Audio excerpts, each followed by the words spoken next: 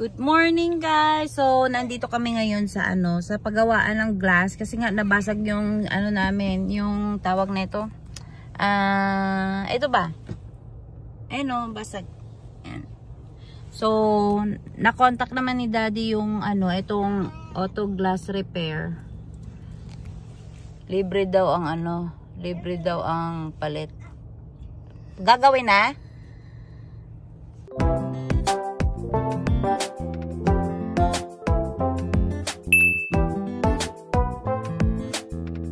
Hello! Ayan si Mickey Mouse. Mickey Mouse. Ayan, dyan si Daddy magpapagawa ng windshield sa auto glass dito sa may portage. Tapos, sabi wala kami babayaran kasi covered siya sa sa insurance sa MPI namin. So, wala kami babayaran. Papalitan lahat, buong glass kasi siya. Nakakaduling na. Nakakaduling yung may basag. Una kasi, pa lang yan cheap. Para siyang pa lang, maliit na butas. Tapos nung winter, yung sobrang lamig, doon siya kumalat ng malaki. Kaya, ang na niya, malaki na talaga yung basag niya. Say hi! Hi! Aga kami gising. Peekaboo! Dirty yan. Dirty yan. I will throw that one na. Peekaboo! Yeah. What's that? Sabi mo, what's that? Kagat mami. I love you. The wheels on the bus go round and round, round and round, round and round.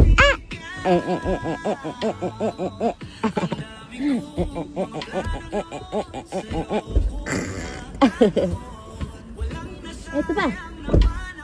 So, ayan guys, babalikan namin siya mamayang hapon. Mamayang hapon ba? Mamayang hapon na kasi para makatulog. So, babalikan na lang namin siya mamayang hapon para maayos na nila. Uwi na kami! Nasa bahay na kami guys. Ayan si Pio. And si Daddy ay natulog. And kasi kagabi, may work siya kagabi. Tapos kanina pa siya umuwi, alas 7. Kailangan maidala yung sasakyan kasi by 8 o'clock doon para maayos. Kaya inuna namin muna yung sasakyan ihatid bago siya matulog. So sabi ko kay Daddy, pag tumawag sila, tapos sobrang aga pa, matulog muna siya kasi mamaya na namin pick upin kapag maayos na yung tulog niya. Kasi syempre buong gabi siyang gising guys. Hindi kasi sila pwede mag-sleep or idlip dun sa work kasi meron silang binabantayan. So nagluto na din ako ng ulam para meron na siyang kainin mamaya pag gising. Lunch na din namin. And ngayon dito sa Winnipeg ay umuulan kami. Wala nang snow. Pero sabi sa weather, next week meron pa daw kaming snow. Kaya ewan. Malamig pa kami dito guys. Namiss ko yung weather sa Alberta. Ang ganda ng weather na nila dun sa Calgary. Maganda na sila ang weather. Kaya pala sabi nila mas maganda ang weather dun kasi mas mabilis pala sila dun kumalma yung weather. Like hindi na kaagad sila malamig. Gaya sa amin dito, malamig kami na naman. Yung weather namin dito sa Winnipeg, hindi na iintindihan. Minsan bumababa, minsan na naman lalamig. Yung hindi mo mahuhulaan, like aakyat baba, ganun. Kaya kami dito naka-winter jacket pa din kami. Ako naka-winter jacket pa din kasi kapag mahangin, malamig pa din. Nararamdaman ko pa din yung lamig. Ayan si Alicia tulog na. Gustong-gusto ko yung duyan na ito, guys. Ito, nabili namin to sa Costco ng $49 ba? $49.99. So, ang ganda niya. Favorite ito ng mga anak ko. Palitan sila ni Pio. Si Pio kasi nakatulog na. Si Alicia yung nilagay ko doon. Kasi gustong-gusto niya dyan. Mahaba yung tulog niya dyan. Wala kasing dito paglagyan ng duyan. Kasi bawal kami dito magbubutas ng mga kahit anong sa dingding. Bawal dito sa kahit sa apartment, bawal. Bawal nga yung isabit yung TV sa wall. Bawal din dito. Kaya, ayan. Buti merong binibenta ang Costco ng ganito. Kasi mahirap pag walang duyan. Ay mga si Ethan dati nasanay siya sa duyan. Na kami guys, kukunin na namin yung Camry. Ang ganda na niya. Wala na siyang basag. Kita ko na siya. Wala nang basag. Kita ko! I know. Dati yung yung susi. Tapos na, ako magdadrive doon. Na guys, wala na siyang basag. Palang binayaran si daddy kasi deductible lang pala yung ang nabayaran niya 200 is dapat 1,000 siya. Dapat 1,000 siya. Tapos yung nabayaran lang niya 200 kasi yung 800 ay na-cover na ng insurance. So yeah, let's go. Oh. Rockstar na si Elisa. May guitar ka ba? May guitar ka ba?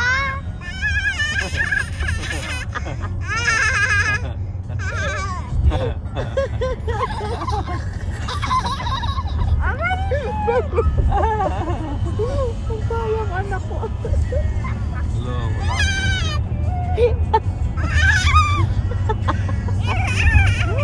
Naka, mami! Nako, Elisha. Kuya, tinitingnan ka niya. Oh! Parang handsome na si Elisa. The wheels on the bus. Oh, well then. Mababagay ko ito. Ayaw niya yan. Gusto niya. Ayos ko Pick ayaw pick niya, be. Papa?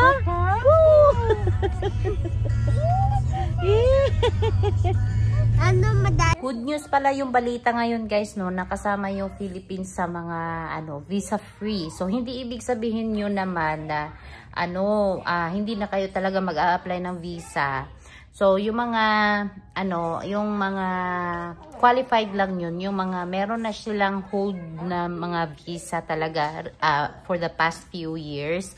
Pwede silang mag-apply ng ETA. So, ang ETA, mas easy siya at saka mas mabilis yung approval. Kasi nung last time na in-apply ko yung mga parents ng asawa ko, mabilis lang. Within a day, may result na kaagad. Tapos, ang binayaran lang namin nun, parang $10 yata. At saka mura lang siya. And then, may copy na siya. It's either online or pwede mong i-print. So, hindi naman siya hindi kayo qualified if ever na wala kayong visa pa before. So, kailangan nyo pa din mag-apply ng visa kung wala kayong previous, mga visa dito sa Canada. Pwede din daw yung, mga recently na mga ng mga visa galing sa US. Kung meron kayong visa sa US, qualified din siguro. So, yeah, pasok ang Philippines ngayon sa mga visa-free na mga na entry papunta dito sa Canada. Ang ETA naman guys is napakabilis lang nun. Pwede nyo lang siya i-search online kung paano siya gawin. At saka mas mabilis lang talaga siya. Compared sa normal na visa talaga na papunta dito sa Canada kasi mahirap yun at saka mas mabusisi, maraming requirements. So, grab nyo na. Kung meron kayong mga previous na mga visa galing dito sa Canada, so, grab nyo na guys. Kasi, sayang din yung, sayang din yung ibabayad yun sa normal na visa. So, yun, ETA lang pwede na. Hindi ko lang alam kung valid pa din yung ETA nung mga in-law ko na in-apply ko last year. Kasi kakauwi lang nila galing din dito eh. So, hindi ko alam kung valid pa yun or kailangan pa namin sila i-apply pag gusto nila pumunta dito. Kaso ayaw muna nila kasi parang nalulungkot sila dito sa Canada. Na wala silang ginagawa. Kasi kung wala ka talagang gagawin dito sa Canada guys, malungkot din at saka wala kang kachika-chika, wala kang kapitbahay na kachika-chika dito. Kaya ayun, nalulungkot sila dito. Kaya sa susunod na siguro sila babalik. Na, ba't mo sinusubo yung mo? Bakit mo sinusubo yung mga kamay mo Busog na busog ka na. Opo. I love you po. I love you, may palangga. Ito na ni Pio, guys. Ngayong buwan na ito ay mag-aano na siya. 3 months sa April 23. Pero, yung mga damit niya, pang 3 to 6 months na. Tapos, yung diaper niya, masikip na siya sa 2. So, nag-upgrade kami sa size 3 na sa diaper niya. Kaya, ang bilis lumaki ng mga bata talaga. Ay, nako. Tapos, ayan, si Alicia. Ayaw, iniipitan ko siya, pero tinatanggal niya yung ipit niya eh. Ay, ano yan? Hindi ka kumain ng batil? Kinakainan niya yung papel. You wanna take a bath na? Let's go to take a bath? Ha? Let's go take a bath na? Pangit ang weather namin, guys. So, it's gloomy at saka parang umaambon. Kasi kanina, para siyang umuulan pa kanina nung pauwi kami dito. Siya, ano na naman yung ginagawa mo? Ang kalat na ng bahay natin, oh. Oh, tinan mo. Ano na pinagkakalat mo? Ha? Alicia. Ay, nako.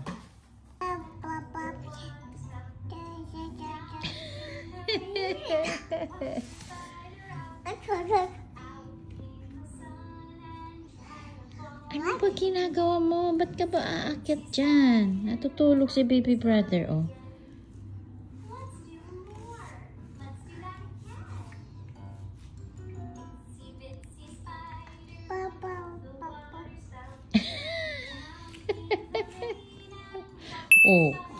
Aakyat ka talaga. No,